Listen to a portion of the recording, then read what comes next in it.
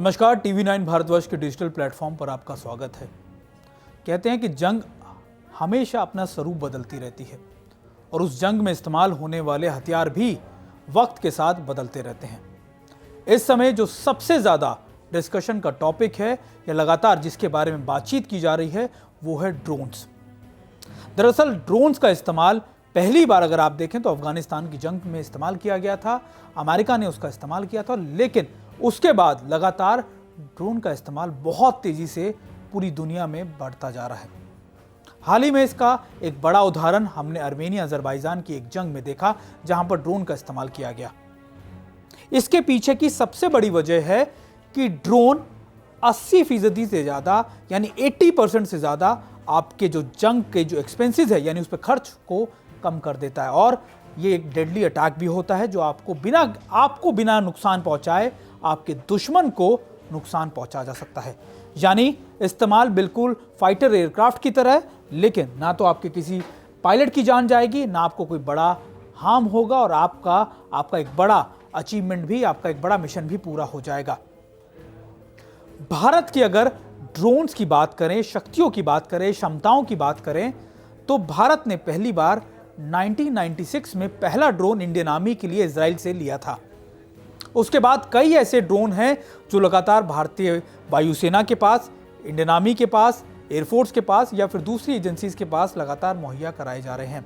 हालांकि डीआरडीओ भी अपने रुस्तम 1, रुस्तम 2 को तैयार कर चुका है। रुस्तम 1 लगातार आ भी चुका है और अलग अलग आयाम पर यानी अलग अलग एक्सपेरिमेंट कर डीआरडीओ नए यूएवीज या ड्रोन्स को तैयार भी कर रहा है। लेकिन जिस तरीके से मैंने शुरुआत की थी, मैं आपको उसी पॉइंट पर लेकर चलता हूं कि यह स्वरूप और बदल रहा है।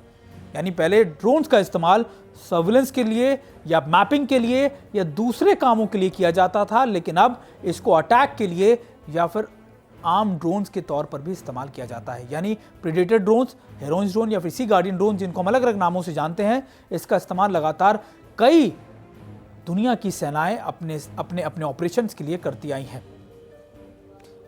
हालांकि अभी इनका इस्तेमाल इसलिए भी ज़्यादा बढ़ गया है क्योंकि भारत के सामने इस समय एलएसी पर बहुत बड़ी चुनौतियां खड़ी हैं, और दूसरा सबसे महत्वपूर्ण बात यह कि एलओसी पर आतंकी भी अब इसका इस्तेमाल, ड्रोन्स का इस्तेमाल अपने वेपन्स को सप्लाई करने के लिए कर रहे हैं। पिछले एक साल में हमने देखा कि किस तरीके से ना सिर्फ एलओसी पर बल्कि इंटरनेशनल बॉर्डर पर, यानी जो पंजाब का इलाका है, जम्मू का इलाका है, वहां पर आतंकवादियों ने ड्रोन्स का इस्तेमाल अपने हथियारों को सीमा के इस पार भेजने यानी भारत के इलाकों में भेजने के लिए किया। यानी अब आपको ना सिर्फ सर्विलेंस से आगे बल्कि मैपिंग से आगे अब आपको अपने कॉम्बैट रोल के लिए भी ड्रोन्स का इस्तेमाल करना होगा। इसके लिए भारत तैयारियां भी कर चुका है। हाल ही में भारत की इंडियन नेवी ने 2 ड्रोन्स को आप कह सकते हैं कि लीज पे लिया है, जो आपके सी गार्डियंस ड्रोन है, और इनका इस्तेमाल या फिर इनको कैसे इस्तेमाल किया जा सकता है फ्यूचर में, ये भी देखा जा रहा है। लेकिन कई बार सवाल ये भी खड़ा होता है कि ड्रोन्स की यानी खासतौर पे जो कॉम्बैट ड्रोन्स हैं वो आखिरकार इतने महंगे हैं भारत के पर्सपेक्टिव से कि उतने में अगर आप लाइट कॉम्बैट या फिर आप कह सकते हैं कि आप लाइट कॉम्बैट एयरक्राफ्ट भी ले लें तो वो भी सक्षम है। लेकिन जिस तरीके से मैं आपको बता रहा था कि 80% से ना सिर्फ ज़्यादा ही आपके एक्सपेंसेस को कम कर रहा है बल्कि आपके रिस्क को भी कम करता है। यानी आपके पायलट्स को या दूसरी लोगों को रिस्क में सीधे तौर पर फ्रंट पर आकर रिस्क लेने की जरूरत नहीं पड़ती। ड्रोन का इस्तेमाल आने वाले वक्त में बहुत तेजी से बढ़ेगा क्योंकि ड्रोन्स अब ना सिर्फ भारत बल्कि कई ऐसे मुल्क हैं जिसका इस्तेमाल वो बहुत तेजी से कर रहे हैं। पाकिस्तान भी खास तौर पर चीन से कई बड़े ड्रोन्स ले रहा है या फिर टर्की उसको इस मामले में सपोर्ट कर रहा है। अब देखना यह है कि ड्रोन का इस्तेमाल ना सिर्फ अफगानिस्तान, अजरबैजान, आर्मेनिया बल्कि अब कौन कौन से इलाकों में या फिर कौन कौन से बड़े अटैक्स में इस्तेमाल इसका होता है। लेकिन कहते हैं कि आपको भविष्य की चुनौतियों का अगर सामना करना है तो आपको तैयारी अभी से करनी पड़ेगी। भारत इन तैयारियों को बहुत तेजी से कर रहा है। नमस्कार, टीवी 9 भारतवर्ष के डिजिटल प्लेटफॉर्म पर आपका स्वागत है। और आज बात फौज की में हम करेंगे बात आईटीबीपी की, यानी इंडो तिब्बतन बॉर्डर पुलिस। वैसे तो इसका गठन 1962 के बाद पहली बार इसलिए किया गया था ताकि बॉर्डर से यानी तिब्बत के इलाकों से जो हमारे इलाके सटे हैं उनकी पुलिसिंग या उनको मॉनिटर किया जा सके, वहाँ पे लॉ एंड ऑर्डर या दूसरी चीज़ों को देखा जा सके। या आप इसको दूसरे शब्दों में कह सकते हैं कि चीन की घुसपैठ को रोका जा सके, उसको देखा जा सके। 1962 में सबसे बड़ी कमी जो हमें दिखी थी वो ये दिखी थी कि चीन कई इलाकों के अंदर ईस्टर्न लद्दाख में इतनी अंदर घुस आया था और हमें उसका पता नहीं लग पाया था। 24 अक्टूबर 1962 में आईटीबीपी का गठन किया गया और इसको सबसे पहले लीड किया गया आईबी के एक ऑफिसर बलबीर सिंह ने। उसके बाद लगातार कई बार यानी कई दशकों से करीबन 6 दशक बीत चुके हैं, कई ऑफिसर इसको कमांड कर चुके हैं और इस समय इसके 33वें डीजी जो हैं वो है एसएस देसवाल। इंपॉर्टेंट बात यह कि आईटीबीपी की जिम्मेदारी ना सिर्फ भारत और तिब्बत के बॉर्डर पर लगते हुए इलाकों में थी, लेकिन अब चीन ने उन इलाकों को अपने कब्जे में ले लिया है। हम उसको एलएसी के इलाके भी इस समय कहते हैं।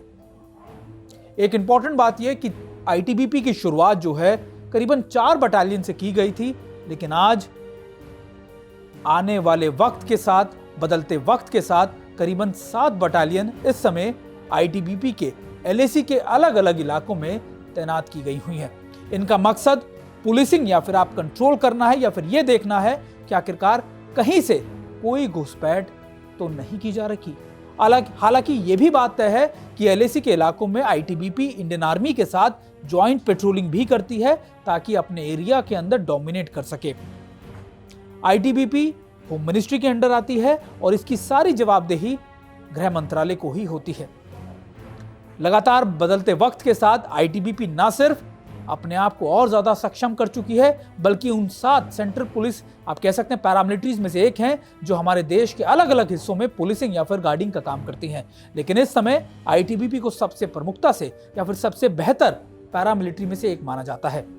क्योंकि उनकी स्पेशलाइजेशन उन इलाकों में है जो दुनिया के सबसे दूरगामी या फिर सबसे मुश्किल इलाके माने जाते हैं। यानी सियाचिन के अलावा ईस्टर्न लद्दाख के वो इलाके जहां पर तापमान करीबन -50 डिग्री तक पहुंच जाता है। इसके अलावा सिक्किम, अरुणाचल और कई ऐसे इलाके जो एलएसी के बेहद करीब है, आईटीबीपी उनको गार्ड करती है और वहां पे तैनात रहती है। नमस्कार, टीवी 9 भारतवर्ष के डिजिटल प्लेटफॉर्म पर आपका स्वागत है। कहते हैं कि अगर आपको बहुत ज्यादा सक्षम रहना है या फिर आगे बढ़ना है किसी भी देश के लिए, तो उसके लिए जरूरी यह भी है कि वो अपनी सीमाओं की सुरक्षा कर सके। 2015 में कुछ ऐसा हुआ कि भारत ने एक बार फिर दुनिया को दिखा दिया कि वो ना सिर्फ अपनी सीमाओं की सुरक्षा करने के लिए सक्षम है, बल्कि आने वाले वक्त का एक नया भारत आगे दुनिया के सामने खड़ा हो चुका है। 4 जून 2015 को मणिपुर के चंदेल में कुछ ऐसा हुआ कि भारत को एक ऐसी स्ट्राइक करनी पड़ी जिसको दुनिया सर्जिकल स्ट्राइक 1 के नाम से जानती है। 4 जून को करीबन सुबह जब हमारी एक पार्टी डोगरा यानी 6 डोगरा रेजिमेंट जो है अपनी पेट्रोलिंग के लिए एक बस में निकल रही थी, तब आतंकवादियों ने या मिलिटेंट ने मणिपुर के चंदेल में उनको अपना निशाना बनाया।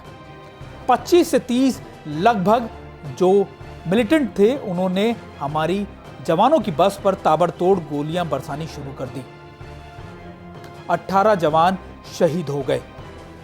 करगिल के बाद यह दूसरा ऐसा बड़ा मौका था तब भारतीय सेना को इतनी बड़ी कैजुअलिटी का सामना करना पड़ा।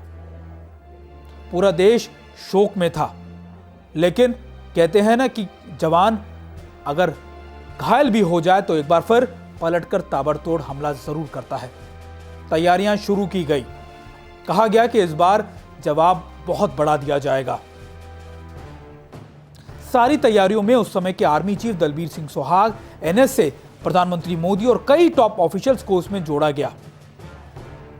7 जून को यह क्लियरेंस मिला कि भारत अब बड़ी स्ट्राइक करेगा, यानी मणिपुर और नागालैंड के उन इलाकों में जहां पर ये मिलिटेंट अपने बड़े बेसिस बनाकर बैठे हुए हैं। 9 जून 2015 को ध्रुव हेलीकॉप्टर MI-17 की मदद से 21 SF यानी हमारी जो स्पेशल फोर्सेस है उसके करीबन 70 से 80 के जवानों को उतारा गया। उनको यह आदेश दिया गया था कि आपको 2 बड़े कैंप को तुरंत बर्बाद करना है जो एपिसेंटर थे इन मिलिटेंट्स का। 40 मिनट में इस ऑपरेशन को अंजाम दिया गया। कोशिश थी कि हमारी तरफ कोई कैजुअल्टी ना हो और हमारे किसी जवान को कोई नुकसान ना पहुंचे और हम पूरी तरीके से सुरक्षित वापस आ सके। इस 40 मिनट के ऑपरेशन में 40 से ज्यादा मिलिटेंट्स को ढेर कर दिया गया। यह ऑपरेशन इतना बड़ा था कि किसी को इसकी भनक तक नहीं लगी। इसकी तैयारियां इतनी पुख्ता की गई थी कि ना सिर्फ दिल्ली बल्कि म्यांमार में भी किसी को इसकी भनक तक नहीं थी। इसके बाद डीजीएमओ ने यानी भारतीय सेना के डीजीएमओ ने यह ऐलान किया कि भारत ने सर्जिकल स्ट्राइक की है और उन इलाकों में की है जहां पर ये मिलिटेंट ना सिर्फ छुपे बैठे थे बल्कि अपने बड़े कैंप्स को बनाए हुए थे। इसके बाद भारतीय सेना का परचम एक बार फिर दुनिया भर में लहराने लगा। दुनिया भर में बात होने लगी कि कैसे भारतीय सेना ने इतने बड़े स्ट्राइक को अंजाम दिया गया और इसको कहा जाने लगा सर्जिकल स्ट्राइक 1, यानी वो स्ट्राइक जिसने ना सिर्फ म्यांमार में बल्कि एलओसी पर मौजूद कई आतंकी समूहों की नींद तक उड़ा डाली थी। जुड़े रहिए TV9 भारतवर्ष के डिजिटल प्लेटफॉर्म से। हम आगे भी आपको इसी तरीके की शौर्य गाथाओं के बारे में बताते रहेंगे।